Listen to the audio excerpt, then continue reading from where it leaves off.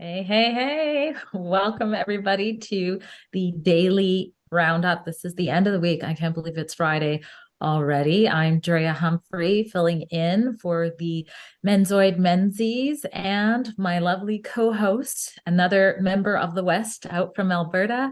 We have Sid Fizzard. How are you doing today, Sid?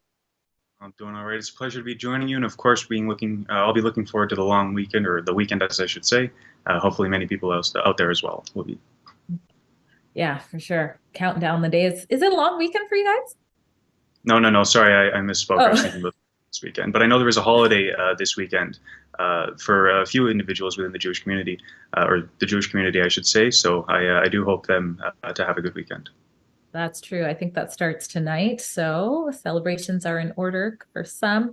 Like I said, normally this is a show that is hosted by David Menzies. I think he'll be back next week, I'm assuming.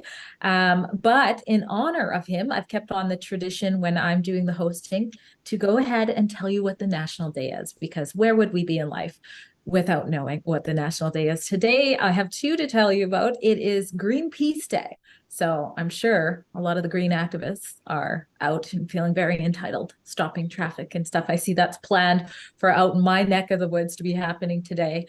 But to kind of combat that, don't fret. It is also Cheese on Toast Day, which is a meal I've mastered since a very young age. But yeah, so those are the 2 days. Is anybody planning? Have you heard anything out in Alberta happening with sort of these green protests? Because I know that it is planned this weekend out here. Honestly, I have not heard. There could be something, but I know in Alberta, at least, the environmental movement, I think, has a bit less of legs to stand on, as it were, Mhm. comparatively to other provinces. Oh, that's true. Well, we have a really good show lined up to you today, but in case you don't know how the daily roundup works, it's pretty cool. We talk about the current events, and you can be a part of that too. There's a really easy way to do so. If you go to the platforms, social media platforms that are for free speech, where we can live stream, so Rumble or Odyssey, you can actually donate something to help support our independent journalism. And when you comment, let's say it's a Rumble rant, if it's on Rumble, then we read that out. You become a part of the show. You give us your advice. Sometimes you guys let us know the news. It's a really fun way to get to know you guys better. And of course, it does help us. We don't take a penny from the Trudeau government, like 95% of media. We are literally nothing without you. And we help people get the other side of the story all because of you. So if you want to be a part of that, shoot us a message, a tweet, and we'll read that. Not a tweet, sorry, a message in Rumble or Odyssey with a donation, and we'll read that. And getting into it, I always do it. Trigger warning. We're going to be talking about Trudeau. So do what you got to do to prepare for that, okay? So we've got a little bit of Trudeau, but we got to keep you in the loop, okay? So starting with Trudeau, and speaking of trigger warnings, we have a video that is consistent with what happens when Trudeau gets spotted in Canada somewhere. He triggers Canadians. So this is a video of him being heckled by a protester on his way out of the Liberal caucus retreat in London, Ontario. Let's take a look.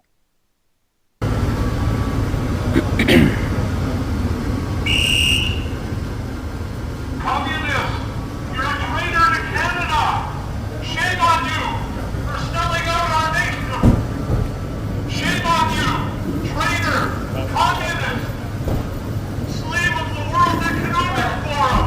You'll be held to account for what you have done to Canada! Make no mistake, you will be held to account! You traitor! You lover of China! You lover of Fidel Castro! You will be held accountable for what you have done to Canada! Justin Trudeau! You can buy out the media, but they will not help you! The people know who you are! A traitor to Canada! Selling out the country! You can run, but you can't hide! You will be held accountable for your lies, for your treason! Well, what's your thoughts on that, Sid? Well, I can't say that the guy's necessarily wrong about his perspective on Trudeau appealing to international means as opposed to national means. Especially recently, we saw him go off to the G20 meeting in India, where his plane crashed down. He had to spend a couple extra days, and the international community there was not liking him. But needless to say, I believe next week he'll be off again to New York for another United Nations assembly, as it were. Very school language that they're using. They want to teach these world leaders around the world what they should be doing, as opposed to these world leaders listening to those who voted them in. It is truly a separation Trudeau has with his voters, and as you can see it there, he'll be heading off to New York for the United Nations General Assembly again. Tamara, what do you? Pardon me, Drea. What do you think of this string of behavior from Trudeau? No worries. Don't feel bad. I get called Tamara all the time. I ask her if she gets called Drea. She's like, no, but some reason I get called Tamara. We don't really look like, but it happens. No, it happens all the time. But yeah, I agree. There was a lot of truth to what he was saying. Lover of China. We all know the infamous words. It's so embarrassing that the leader of Canada, when asked, what sort of leadership he admires the most, he said he loved or admires China's dictatorship the most. China the most for their simple dictatorship. So hit it on the nail there too. Also, when he says the media, what will not protect you, we're starting to see that as well. The people are aware of what's happening. They're not happy with Trudeau. The polls, as we'll get into a little bit later, are showing that and reflecting that too. But one thing I've noticed about the media, one way they do protect him in situations where he's being heckled, and normally it's not just one person on a blowhorn. Normally it's a group of people, grassroots group of people who find out within the hour or two that Trudeau is present.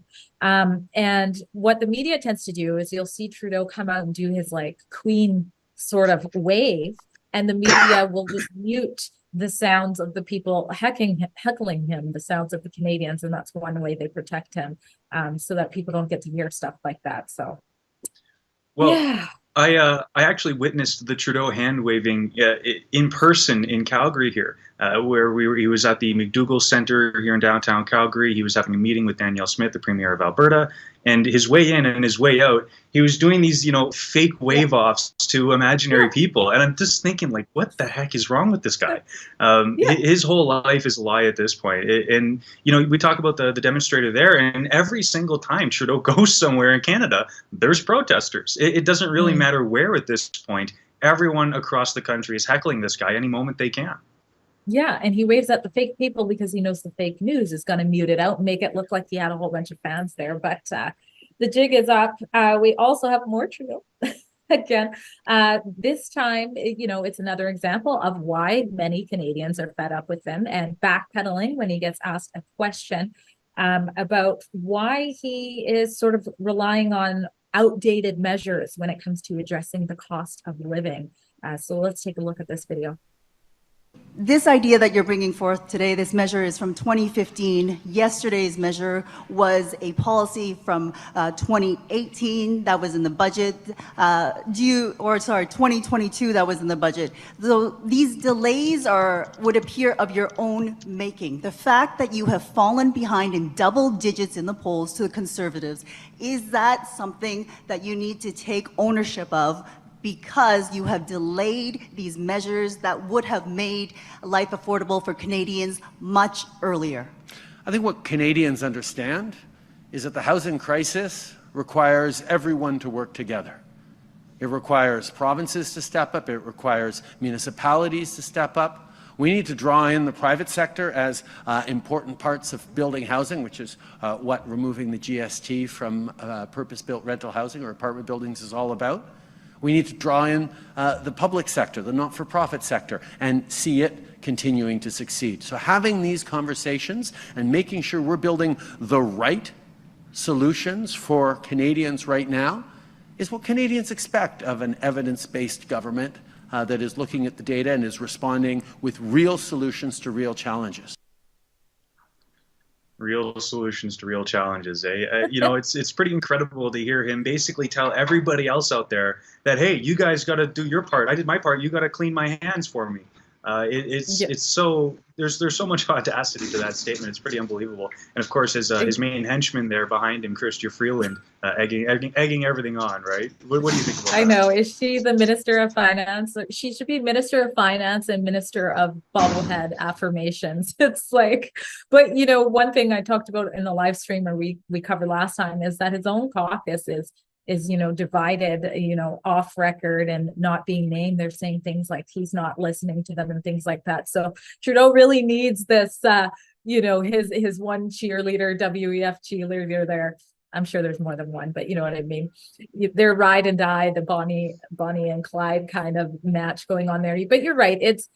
It's basically too little too late is what we're looking at. And it seems like he's grasping at straws. What can I do to make it look like I'm doing something here? And of course that results in finger pointing.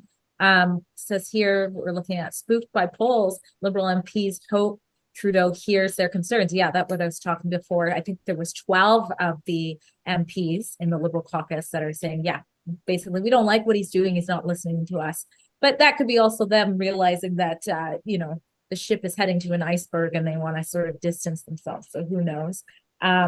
What else do we have from Trudeau here? Oh, this one, a little bit of thuggery, a little bit of you better get a line or else, going after the grocers, saying, again, pointing the finger, it's not me, it's you. And this is what he gets asked a pretty good question here. What exactly is he expecting of these grocers when he's talking about addressing the cost of food in the groceries? Basically, what's he going to do if they don't listen?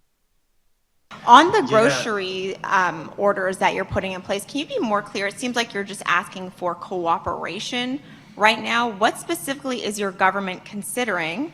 If you don't see that cooperation from the grocery stores, will you put orders in place?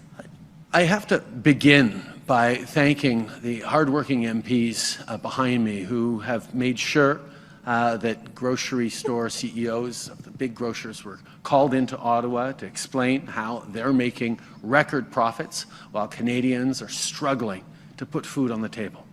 We know there is more they can do, that they must do to keep food more affordable for Canadians. And that's why we're giving them an opportunity to come to Ottawa by Thanksgiving and tell us exactly what they're going to do to stabilize food prices across this country and ideally start bringing them down. We are confident that they will be able to come up with a strong plan to support Canadians. If they don't or are unable to, then yes, the federal government will take action, and we're not taking anything off the table. But I am confident that those large grocery leaders who are making record profits are going to step up for people in their communities from coast to coast to coast. Basically, they're going to be freezing the grocers' bank accounts pretty quickly here. It looks like Chrystia Freeland. There's a little tweet here. It's just a quick one, but he's confident they're going to have a plan. Someone here named Jay Deavy says they should just submit one page with the word "just inflation," and that's the thing here. It's like, yes, I agree, grocery prices need to go down, but really, whose fault is that? How did it get so bad? And here it is, all the blame is being pointed to the grocers, and they're saying, you better come up with a plan to fix this or else. Well, and this is exactly the same thing he did in the previous question. He chose another person to blame and said, look, you cleaned your act for the mess I made. This is the playbook that he's using time and time again. And, I'm not going to suggest that the grocers, retailers have clean hands in this. However, you look at everything Justin Trudeau's done over the last few years. It's so rich of him to criticize other people like this for the years he had to help amend these problems or to fix them or to prevent them. And yet here we are. Here we are, and everybody's seeing through it. It's slightly off of food, but people around the world are talking about Canada having one of the world's largest housing bubbles. There is an economic destruction headed our way with Justin Trudeau as leader because these things aren't being dealt with. And that's, I think, in part what we're seeing in the Liberals where they're starting to talk out against Trudeau. It's not that they're only now not being heard by Trudeau. It's just now it's getting to a crisis point where they can no longer ignore the fact that they're being ignored by their leader within the Liberal Party. That's, in part speculation on my end, but you look at this road, I can only imagine, sure, we have our disagreements, and the Liberals and the Conservatives, they disagree about things, but they do try and come from a place of logic. And I think maybe the lower rungs of the Liberal Party they understand, there's common sense, the campaign from Pierre. There's common sense initiatives that aren't being had. There's a lack of common sense within the party that they thought was going to represent them. Yeah. And, even back to just again, you better come up with this, you have till Thanksgiving or else nothing's off the table. Normally we would mention some dictator or something, but this has become Trudeau-like. This is what to expect. This isn't surprising to take that approach. I mean, look at Bill C-18. The whole reason we're not seeing Canadian news on Facebook right now is because Meta is giving us a taste of Trudeau's medicine, what it's going to be like with his authoritative bill, just saying, hey, you better pay for our media, and if you don't, you can't share our stuff. So, I mean, we're seeing this go in other ways. I don't know how the grocers are going to react. They're having a discussion about it, working with grocers, seeing if there's something that can be done is fine. But again, what's rubbing me the wrong way is the ultimatum or else. And where does it stop? Will it stop with the grocers? I mean, look how poorly the Liberals have done when it comes to our debt and our deficits. So who are they going to point to next and say, you better figure out, clean up our mess here or else? Oh, it's ridiculous. Speaking of ridiculous. Go on. Oh, it kind of reminds me of the death of Stalin. Now, not to say that I'm, going to correlate Trudeau with the old Stalin regime. However, the way that they're acting about the power struggle in that movie kind of reminds me of Trudeau. And right now, Trudeau, obviously he's alive and well, and I'm not suggesting that should change by any means. However, he's a dead leader in a sense, and they're trying to replace him now, and they're all scrambling and trying to figure out what to do in this moment. So in a sense, it's kind of funny to see the internal crumbling of the Liberal Party, but it is also kind of sad because, as much as there's grievances on both sides, you do want them to have, a certain value at the end of the day. And right now that's just completely lacking in the Liberal Party. Yeah, there's a lot lacking. It should be a very interesting election coming up here.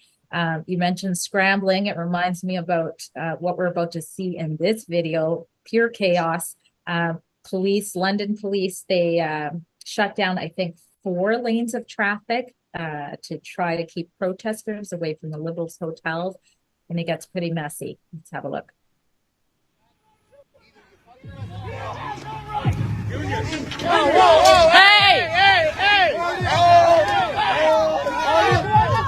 Recording! Keep recording! Keep recording! Keep recording! Junior! Hey! Hey! Get back! Hey! You shouldn't be touching them. From what I can see, there looked like some unnecessary touching there at least.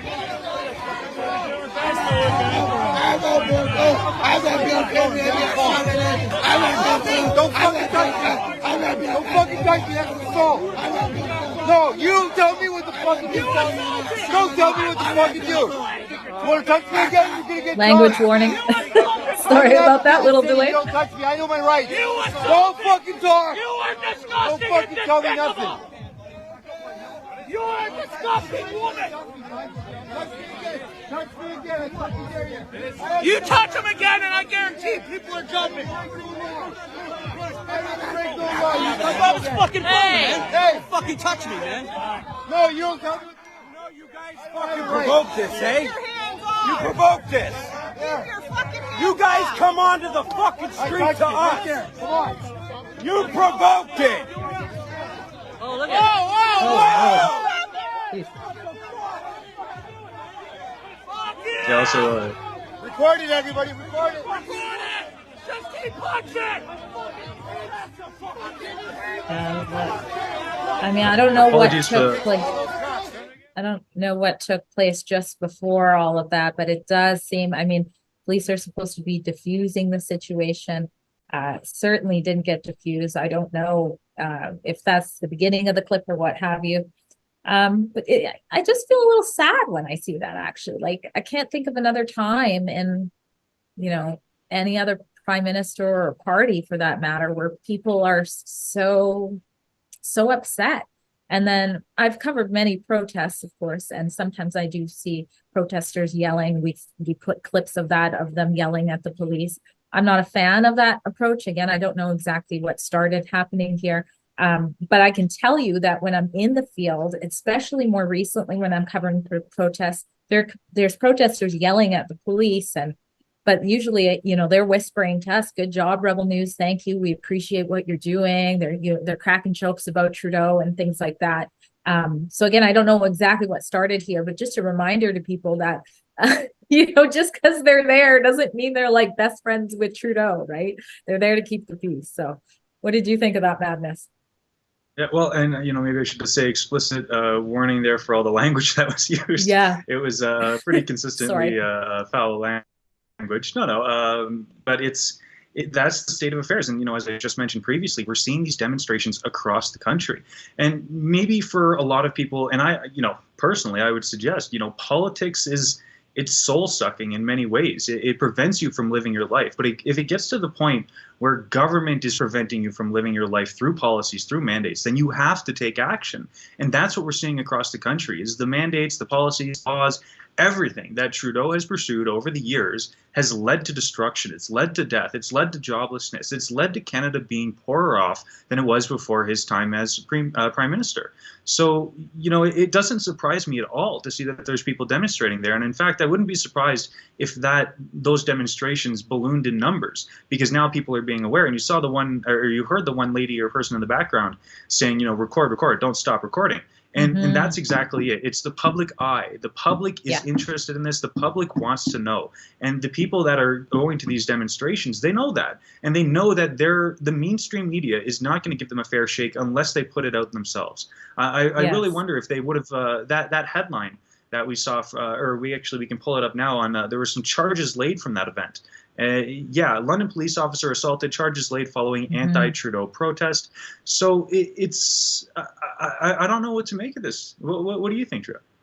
Yeah, I don't know. Yeah, you just said that some people were arrested as well, like you're saying. There's another angle. We can sort of play it while I'm talking about it. I think Dave just shared it in there too.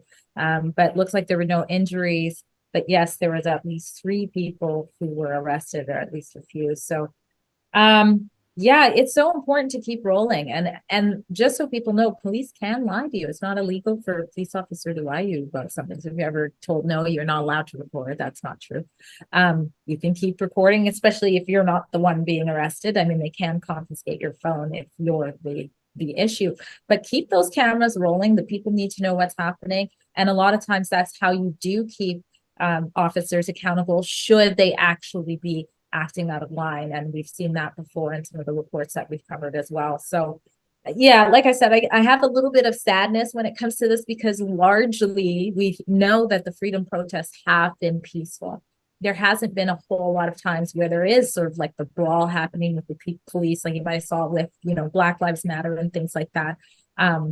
So, I don't like to see it. I don't like to see it for whatever reason it happened. And I'm glad that they were at least filming, so that they can protect themselves if they need to in this situation. And we'll see what happens with, if the charges get dropped or whatever there.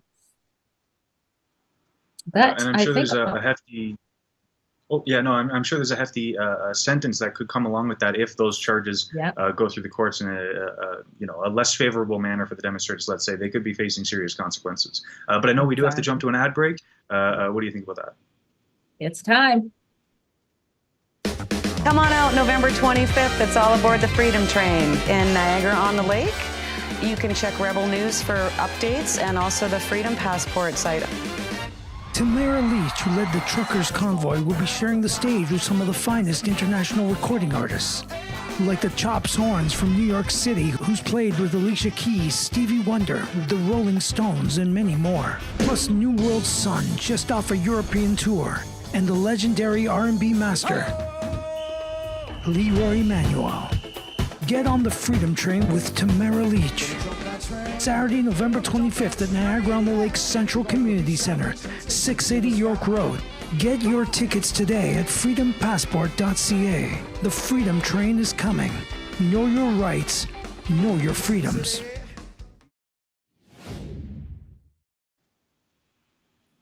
Well, November 25th, that's going to be a pretty exciting event. I would love to be there. I know some of the Rebels are going to be there. They're helping to host that as well. And who doesn't want to see Tamara Leach, Queen of Freedom in Canada, rocking the house out? How cool is that? I just love it. The left's head's going to like, they're definitely going to be triggered all of this. But yeah, check it out. If you go to freedompassport.ca/concert, and if you use the promo code Rebel News, you actually get 20% off your purchase. So with that, it's going to sell out for sure. Again, that's freedompassport.ca/concert, and then just put in Rebel News. But you'll get to see her rock the house. She's really, really talented. And I do know that she met her husband through music too. They're both really good at it. So I don't know if he's in the band or anything like that. But like I said, it's going to be a great time. So make sure you check that out. Yeah, I think we have recommend. Yeah. Especially considering her trial. It's not going on today, but obviously she's being prosecuted now because of her actions during the Freedom Convoy movement, especially in Ottawa. You know, mischief, inciting others to mischief. It's pretty surreal. And if you do want to support her, this is definitely one of the ways that you can do that. And if you want to chip in for her legal fees, if you go to, I think the URL is savetamara.com. Did I get that right? Let me know. But that's, it's been quite the fight. And of course, thankfully, she is not having to pay for any of her legal fees, thanks to people like you who have come together to help, take care of those costs. So that is savetamara.com. We have another exciting event coming up, if that wasn't good enough. I think that's the Ben Shapiro one. If you want to touch on that, Sid, because that one's looking pretty good. Yeah, you don't want to miss it. It's one of the biggest conservative events of the year. It's Ben Shapiro. He's a huge commentator around the world. His live appearances obviously are legendary for showcasing some of his quick responses, his quick thinking, and his stalwart defense of common sense principles at the end of the day. He's obviously the host of the Ben Shapiro Show. He's a syndicated columnist, a lawyer, a best-selling author, and America's most watched pro-life advocate, known for his ingenious debates, which I'm sure many people have seen over the years. And of course, jaw-dropping opinions likewise. Facts don't care about your feelings. And his relentless ability to tackle the hottest cultural topics of our time. You see it time and time again through Ben Shapiro.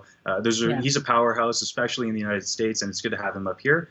The Weber Force Project is going to host Ben on November 16th in Calgary. So he's actually going to be in Canada. And if you guys do want to check that out, go to www.benshapirolive.ca for tickets. I couldn't recommend it enough. Obviously, it'd be great to have him here in Canada. And I'm sure he'd have a lot of great things to say, especially in the state of affairs we have here. Exactly. We welcome the brilliant mind. We need logic. So come on down, Shapiro. Now, I know we started the show very Trudeau heavy, very politician heavy. We're continuing on with the politics. We're switching over to the leader of the opposition. Many of you have heard heard the Liberal tears falling after Pierre Poilievre spoke on a WestJet flight to Conservative delegates. Let's be clear here. It wasn't just a regular flight, and it has completely triggered the left. So now we have here Pierre Poilievre is accusing a union representing WestJet employees of trying to silence free speech. So he's basically fighting back. I know that they put out a statement, and so now I guess the union has gotten involved. It says, so he says that they are trying to silence freedom of speech by demanding an apology from the company after the Conservative leader spoke on the PA system on a recent flight, again, to Conservative delegates. So this union is pushing for an apology. We've covered in other live streams, of course, some on the left are also saying, oh, really, I'll never fly with you again, and things like that. So it talks about what the video is, and basically, I'm just seeing if there's anything else to add there. So there's the video. We could show the video. That would be good. You can scroll down in case anybody has missed it. And then that will give me time to grab something funny about this as well. I love the little memes. I'm such a sucker for things like that. But if you scroll in the article, there is the video. You could quickly play it. It shouldn't be too long, just to show people what has triggered so many. Do you not have it? That's okay. Oh, there it is. Oh, it disappeared again. Well, This is Pierre Poilievre, happy to join you for a wonderful WestJet flight back to my hometown of Calgary. Who's ready for a home you can afford? Who's ready for some common sense? Who's ready to give a big thank you to the WestJet pilots and crew?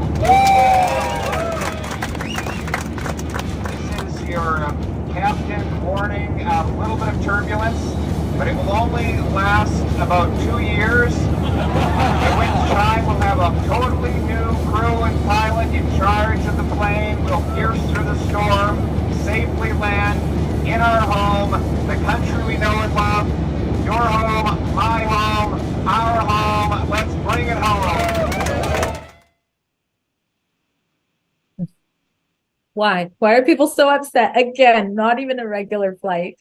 And this isn't the first time something like this has happened. I just put a video in there of Trudeau. I don't remember people on the right having a heart attack and saying, let's demand that the city never allow public transit to allow a politician to speak. There is a little video of that if we have time to show it, but Trudeau's done it before. And I know I'm forgetting his name, but he's the one who locked us down on the planes, the little short elf looking guy. Sorry about that. But I mean the elf by the ears. I'm not just talking about the shortness, but he's also spoken before. But here's Trudeau. Let's listen to what he has to say. To celebrate, a moment to reflect on all those who came before, all those who fought for freedom, all those who have It's a good message. continued to inspire us every day to do more, to stand up stronger, to be better allies, to celebrate the journey we are on as a country. Yeah, nobody cared. Yeah, maybe the message is all right, but it looks like he's being held as a hostage in that video. He looks very uncomfortable. Now, I will say, on the other hand, Pierre also slightly looked a little bit uncomfortable. But of course, I think anybody going the first time grabbing the speaker set on an airplane, that might be kind of fun. But it's interesting that they would go after him for this. And I don't know why, but it reminds me of what happened. There was a plane that was filled with people, young partiers from Quebec. And this was happening during, curfews and lockdowns and stuff like that. And there was basically like a manhunt for these individuals because they were partying without masks on a plane. So it's funny, there's something, whenever something's in the sky, they have a special grievance towards it. I'm not sure why. Yeah. Well, I just shared another link because, like I said, I'm a sucker for the memes and things like this. Now, this video was it's really short, but it's sort of poking fun on this, and it's from a very woke lawyer. I never usually agree, who goes by Kyla Lee.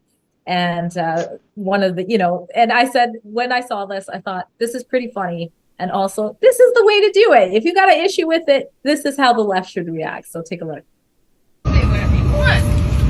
I'm telling you, I'm getting the fuck off. And there's a reason why I'm getting the fuck off. And everyone can either believe it or they cannot believe it. I don't give two fucks. But I am telling you right now, that motherfucker back there is not real. Who's ready for a home you can afford? Who's ready for some common sense?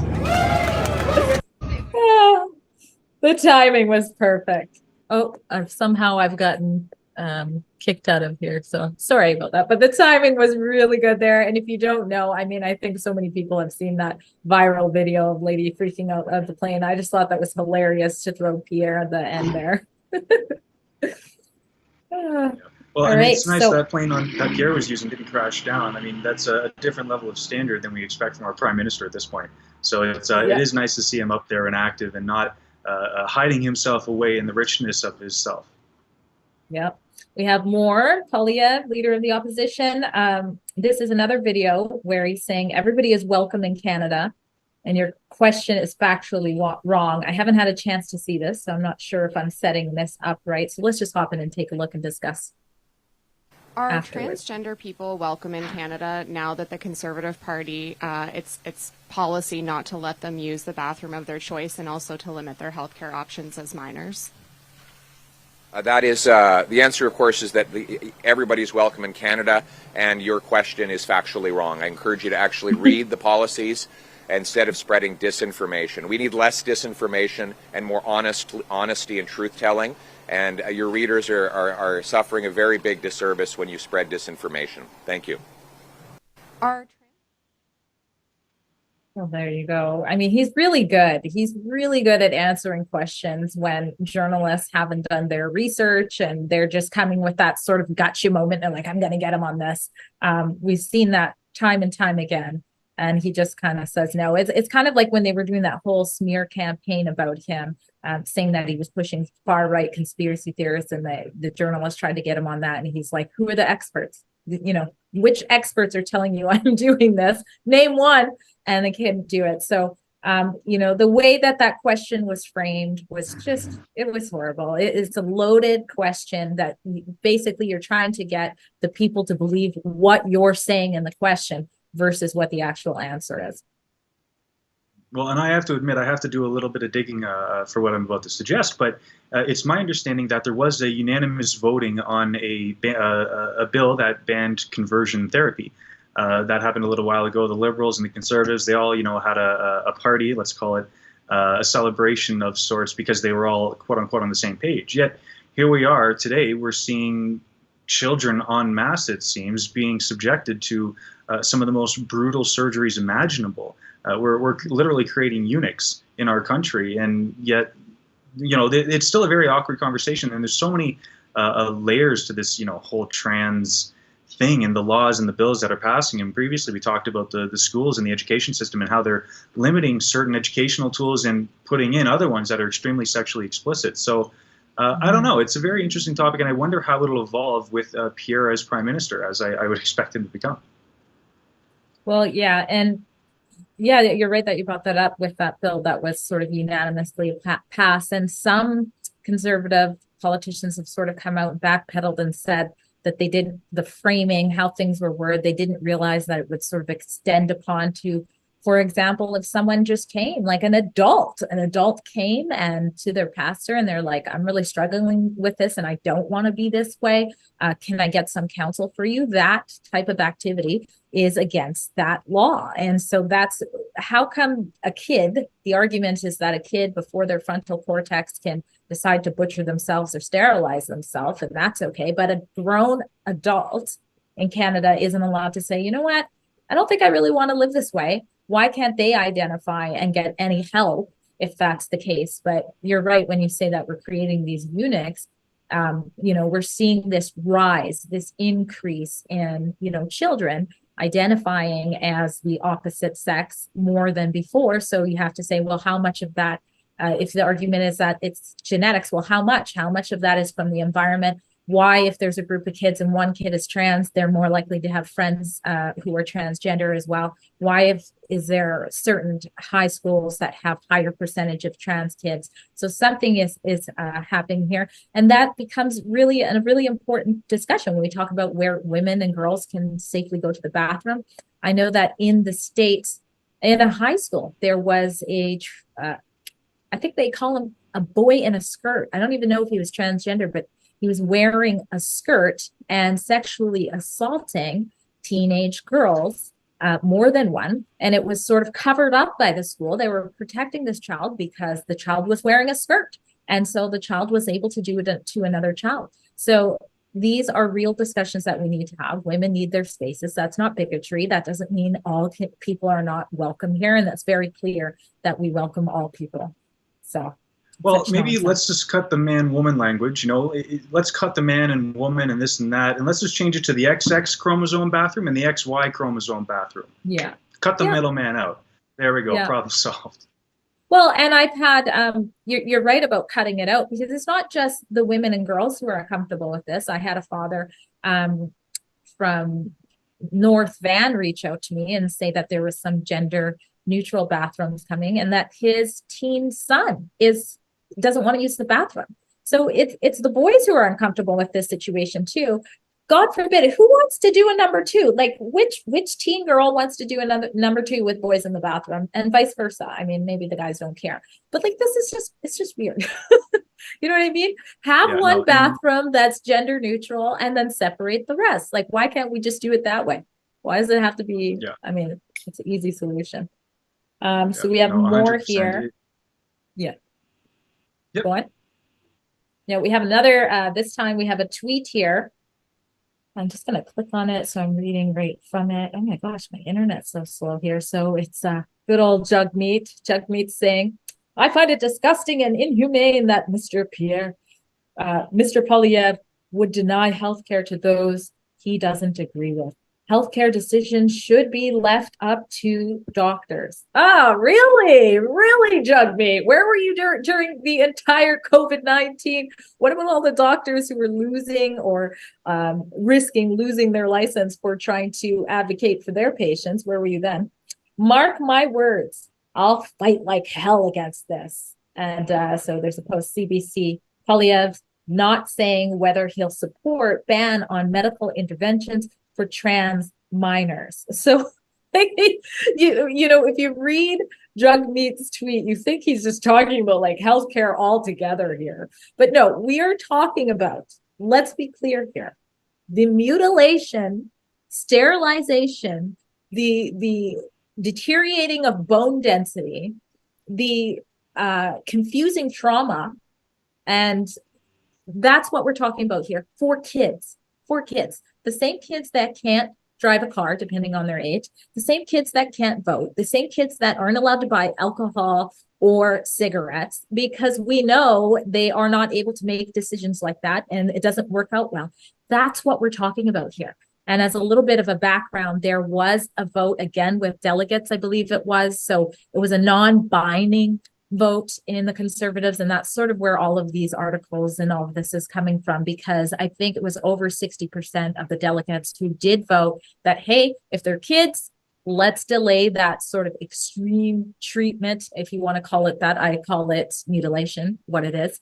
Let's wait till they're adults. And that's where this is all coming from. And Pierre Poilievre is sort of not responding at this time because his voter base, you know, they want to save the kids. They want to protect the kids. Let them decide that when they're adults. Yeah, and contrast that, you mentioned it from the beginning with Jagmeet.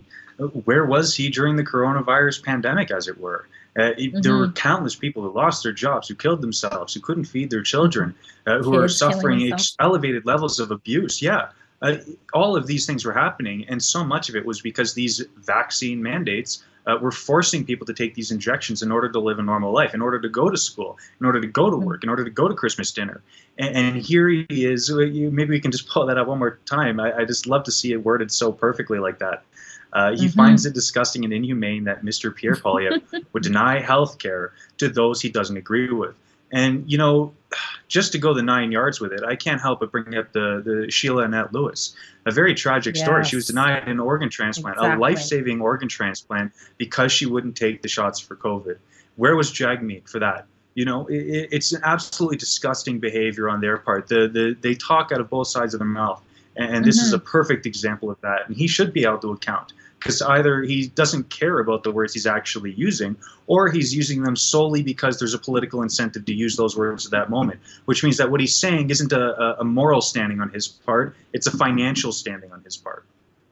Well, and I also think that it's a little bit out of touch, because I don't think the CBC or Jugmeat saying, I don't think they realize that many people are in favor of simply letting children wait till they're older to make irreversible changes to their body. Like, most are in support of that.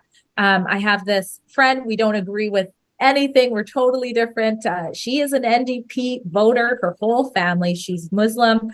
And she let me know that their whole family is voting Conservative this time around.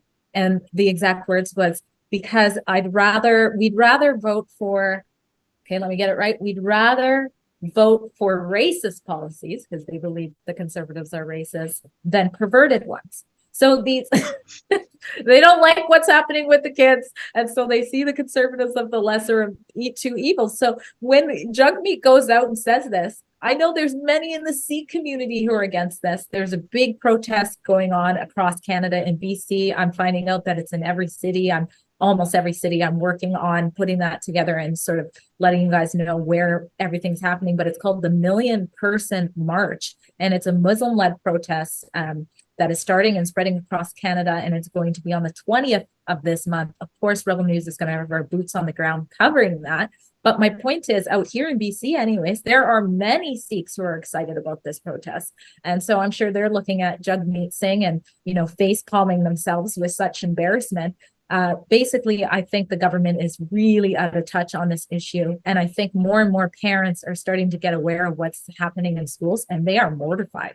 So, yeah. Well, and I just want to touch on what you said there is your NDP friend there saw, a trade-off between being racist and being perverted. Well, honestly, it's not even, in my opinion, that's not the trade-off at all, because the Liberals are extremely racist. Exactly. They were taking advantage of imaginary dead Native kids to get public sympathy. Look at the rhetoric they were using during the lockdowns. The unvaccinated, racist, sexist, homophobes. I mean, seriously, you look at how many times Trudeau's done blackface. You look, anytime he goes to some kind of cultural event, what does he do? He dresses up as some kind of figure of his imagination of what this tribe is supposed to be like. Look what he went to India. Look at the kind of dresses this guy's wearing, the outfits this guy wears. It's absolutely embarrassing. That's exactly the right language to use, especially on an international stage. You wonder why he got such a cold shoulder at the G20 meeting there in India. Well, look what happened last time. He made a complete fool of himself. And this is a deep-seated racism within the Liberal Party. And, maybe you want to say it doesn't go beyond Justin Trudeau, but he's the head honcho, all right? This is the man leading the charge. He is racist. Even if he wants to say he isn't or this or that, all he does is take advantage of minority groups. He says he's advocating for them while simultaneously destroying their lives. Yeah, totally hit it on the nail. There's so much I could say there. Especially just real quick, one thing about you said about, the racism and how he's done vaccine mandates. When you look at it, disproportionately affected Black and Indigenous Canadians. Like my whole family, if you think about it, many of them were affected by that.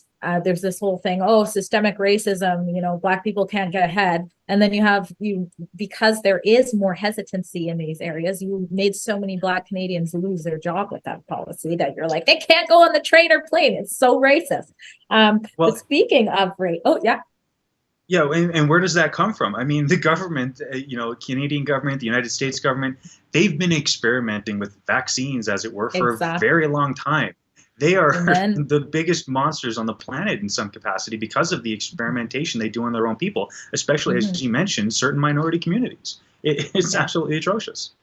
That's so bad. And speaking of racism, we have a video here. It's Pierre Poilievre slamming Trudeau's. Oh, sorry. I thought it said racism, but it says radical. But anyways, we have a video of Pierre Poilievre slamming Trudeau's radical and extreme drug policies that allow crack and heroin to be legal and present in the playgrounds. Let's take a look. Global News has seen a draft press release detailing the BC government's plan to restrict hard drug use in certain areas, including playgrounds and splash parks. Does this change address the problems you have raised with both the BC government and federal government's hard drug policy? Well, first of all, I think we have to acknowledge that Justin Trudeau and the federal NDP are radical and extreme to the point that they allowed crack and heroin in the first place to be legal and present in our playgrounds and around our schools. Isn't it incredible that for roughly the last year, Trudeau and Singh have authorized the provincial government to allow crack, heroin, cocaine, and fentanyl around children's playgrounds. This is how radical and out of touch Justin Trudeau has become. What we've seen after 8 years of Trudeau is a 300% increase in drug overdose deaths in BC. And now he's taking the model that gave us the downtown east side, and he's taking it national. He takes the hell that Vancouverites have witnessed in downtown's east side and spreads it everywhere. And now we have these Trudeau tent cities in places like Peterborough, Calgary, Toronto, Montreal. In Halifax, they just had to set aside more space for tents rather than more place for housing.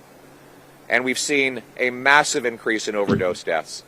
I will ban hard drugs, stop giving out tax-funded opioids, put the money into detox, recovery, and treatment so that we can bring home our loved ones drug-free. And finally, I will sue the corrupt big pharma companies who pushed these opioids on working-class people by lying about the addictiveness and lethality to make them pay millions or billions of dollars, and I will invest that money in treating our loved ones who are afflicted by this terrible scourge. Thank you.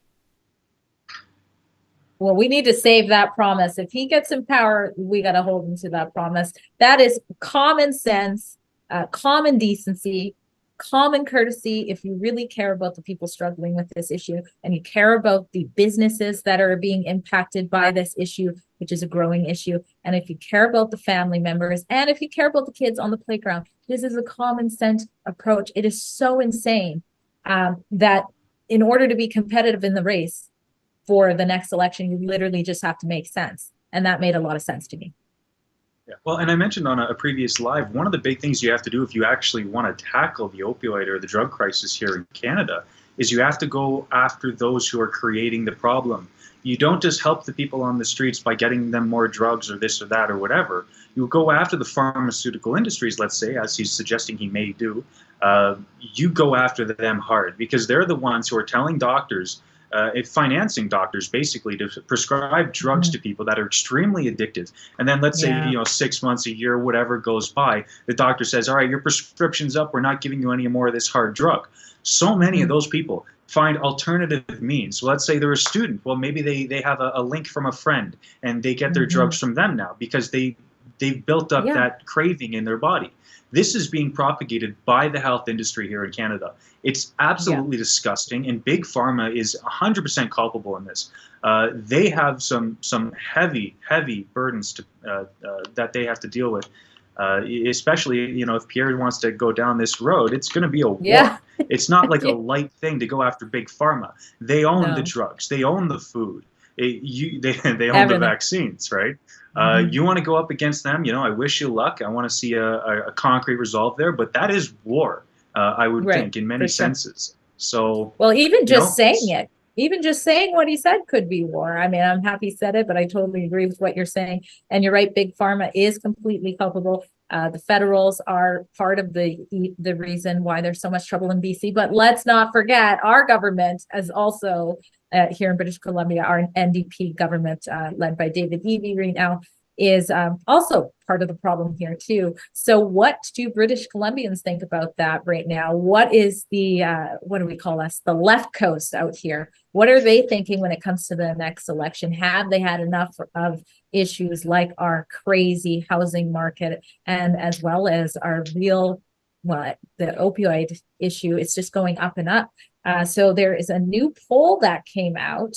I'm just clicking on it. Oh, it didn't work for me. Thank you. I'll look there. So Polling Canada. So this is a poll. So take it for what you will. But still, if there was an election, this would be, it says that about 90% of the seats would go to Conservatives. Is that what that says?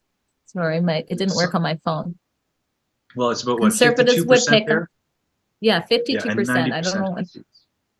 Yeah, like look at that. That's insane for British Columbia. And again, this is a poll.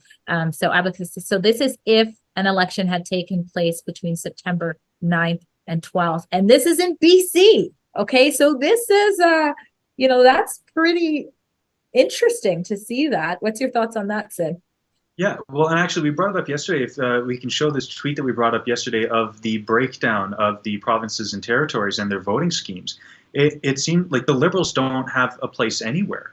You talk about the territories; they had one, seat, I guess it were, but the NDP had two. You talk about Quebec, which is the other place. The territories in the Quebec were the only places where the Liberals had a lead over the Conservatives. But in those two areas, the NDP have the territories, and Quebec has, or the Bloc de Québécois has Quebec. So you look at that, it might just be a poll, but there are so many polls coming out right now that suggest their numbers are absolutely tanking. And it's about time, to say the least, right? So And of course, there's obviously the Green Party and the People's Party there. The People's Party, you know, we'll see what happens, but the Liberals are going down. I don't think anybody questions that anymore. No, yeah, their time is up. And again, with BC, it does seem like there is a shift going. Again, we're under an NDP government, but our sort of conservative party out here has been considered for years to be the BC Liberals. It's sort of a coalition where it would have sort of a mix, including a home for conservatives. They changed their name recently to BC United. You know, obviously calling yourself BC Liberals attaches you to Trudeau. So they're now the BC United, but the Conservative Party of BC, which used to be called the BC Conservatives, they've rebranded in 2022. And since then, they're starting to see a surge. And I think, you know, that having the name Conservative is definitely helping them right now, because there's some new people paying attention to politics. Like, what the heck is going on here? And when they hear the Conservative name, a lot of them are thinking common sense. And this is how we get it done. So I've done a couple of reports on this just recently. There was a poll that showed sort of a surge in report for the Conservative Party of BC. Now, so we're going to this one first. Can we just go to the other one first, since we were talking about polls? But I just want to make sure people are aware. Look, this party previously was barely running any candidates in elections. And now they're committed to running candidates in every single election that comes, in every single riding. And they have run in every by-election. So this poll here, it says that they would surpass, I think this is if there was an election, a provincial election in August, the votes would have surpassed the BC United, which again is the official opposition party right at this time. So again, it's a poll, but considering this has been a party that nobody was really paying attention to, definitely an underdog, it does mean something. In the last, a couple of the by-elections that they've done really good in the votes too. So former Premier John Horgan, his seat was up for grabs in Langford, BC. It did go to an NDP riding, which is no surprise, or an NDP, which is no surprise. But the candidate that was a Conservative of BC actually came in second, so did better than the BC United. And in line with the same sort of theme here, that party has been being run by MLA John Rusted. They only had one MLA since they've rebranded, and I think within the last 12 years, this is their first MLA. He was booted out of the BC United for simply retweeting a former Greenpeace co-founder Patrick Moore's tweet that didn't go in with the whole climate alarmism. So they booted him out of caucus on his birthday. He runs as an independent after that for a while, he was serving, and then he becomes the leader of this sort of underdog Conservative Party of BC. And then just the other day, they got their second MLA. He crossed the floor, Bruce Banman.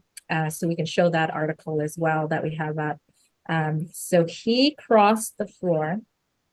Bruce Banman used to be the mayor of Abbotsford, and he is serving as an MLA, and he was serving with the BC United, and he just crossed the floor over to the Conservative Party of BC, which gave that party their official party status. So it's interesting to see the Conservative name rising up in British Columbia, again in a very far left province. Well, I mean, in a sense, I'm not surprised. It's good to see, but I'm not surprised because look at their choices. If you don't have a strong Conservative footing, then you've got Jagmeet and you've got Trudeau. Who wants to be stuck with those two options at the end of the day? So I'm really not surprised. I am grateful, though. It is a good change, and obviously having a larger ecosystem of political parties within the province is, I think, a good thing because it levels them out in a sense. It's not just one or the other. The pendulum shall swing. There is a bit of diversity that may be introduced, and perhaps a diversity of policies, which is desperately needed considering the state of affairs, especially we can talk about the downtown Vancouver area. So, but that obviously is extended beyond there. Exactly. Now, we're almost at the end of the show, but we do want to touch on a couple of COVID news that may mean we will be switching off this platform. We're going to throw an ad, and I suggest you go over to Rumble or Odyssey, where we don't have to self-censor. We stay on YouTube to, of course, get the other side of the story out as much as possible. We don't want to ignore our subscribers on YouTube or new people who may stumble across us. But when we really, really get down to it, sometimes we have to jump off board. So go to Rumble and Odyssey. check out this ad, and we'll see you right after. Do you want to start feeling like your pre-COVID self again? You're not alone. The wellness company's Spike Support Formula is an all-natural supplement to help people do just that. It was created by cardiologist Peter McCullough and his expert team of doctors to help the people experiencing effects from COVID and the you-know-what. Go to twccanada.health/rebel today.